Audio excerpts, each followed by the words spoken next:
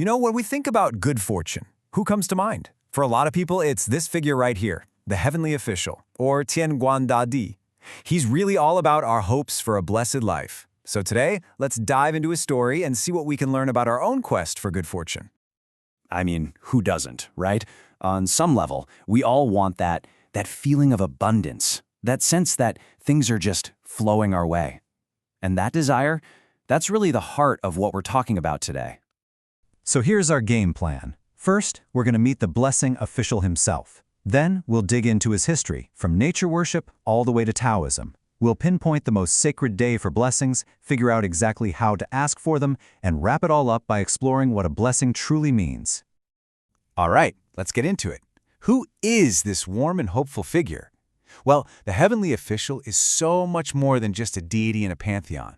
He's really a symbol of everything we aspire to. A happy, fulfilled life. Okay, wow. Just take a look at his full formal title. It is a mouthful, right? And it sounds incredibly grand. Because, well, it is. This title tells you everything you need to know about his status. We're talking about a seriously powerful figure in the Taoist pantheon. He's second in command, right under the Jade Emperor himself. So where did this all come from? A belief this powerful doesn't just pop up overnight. His story is this really cool mix of ancient beliefs, folk traditions, and, some serious religious philosophy, all blended together over hundreds and hundreds of years. It all started way back. Our ancestors, they worshiped the big three forces of nature: heaven, earth, and water. Makes sense, right? Then, during the Eastern Han Dynasty, this Taoist master, Zhang Daoling, comes along and basically formalizes it. And boom, the three officials' belief system is born. It was a huge step. Then, by the time of the Southern dynasties, it's all official. They're fully integrated into Taoism, each with a specific job. The heavenly official gives blessings, the earthly official pardons sins, and the water official helps with hardships. A real divine team. So what's so interesting here is you've got two different origin stories running side by side. On one hand, you have the official Taoist version, rooted in those forces of nature. But then there's this other, much more personal folk belief, and I kind of love this one. It says he's actually the reincarnation of the ancient Emperor Yao. This was a ruler so good and virtuous, the story goes, he was willing to give up his throne to a commoner he thought was wiser. It's just a beautiful way to connect this all-powerful deity to a very human ideal of goodness. Okay, so that brings us to his main job, his whole purpose for being.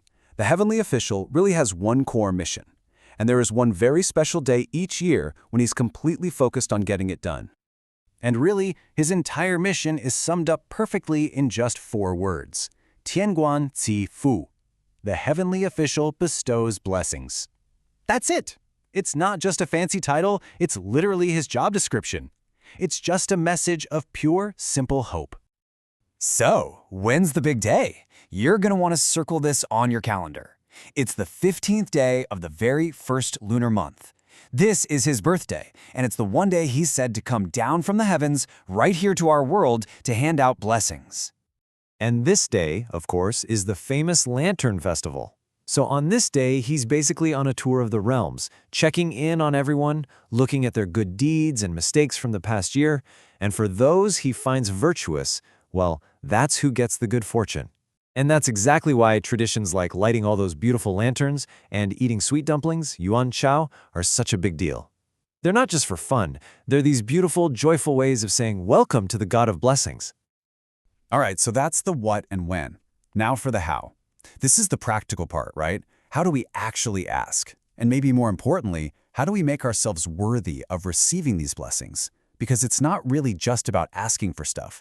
It's about becoming the kind of person who deserves it. The key idea here is this concept of exchanging blessings for wealth. But now, hold on, it's not like a transaction. It's more like true wealth, the kind that really lasts, is a natural result of being blessed. And you have to earn that blessing first, by being a person of merit, through good deeds and having a good heart. So, how do we do it? It's actually pretty straightforward. Just 3 main steps. Step 1, timing. You got to get the timing right. So you pray on his birthday, the Lantern Festival. Step 2, offerings. You prepare sincere vegetarian offerings that have auspicious meanings. And step 3, which is maybe the most crucial of all, mindset. You have to come to him with a positive, kind, and genuinely good heart.